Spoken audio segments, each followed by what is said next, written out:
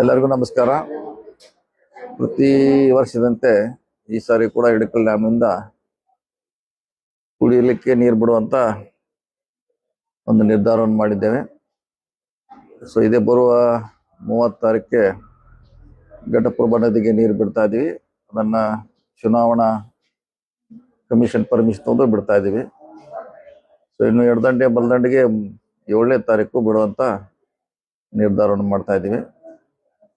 So ಈ ನೀರನ್ನ ಪ್ರತಿ ಸಾರಿ ಬಿಡುವಂತೆ ಬಿಡ್ತಾ ಇದೀವಿ.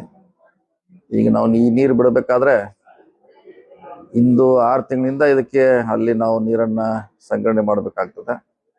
ಸೊ ಆ ನಿಟ್ಟಿನಲ್ಲಿ ಕಳೆದ ಸುಮಾರು ವರ್ಷದಿಂದ ರೈತರಿಗೆ ಅನುಕೂಲ ಆಗಲಿಕ್ಕೆ ನಾವು ನೀರನ್ನು ಬಿಡ್ತಾ ಇದ್ದೀವಿ.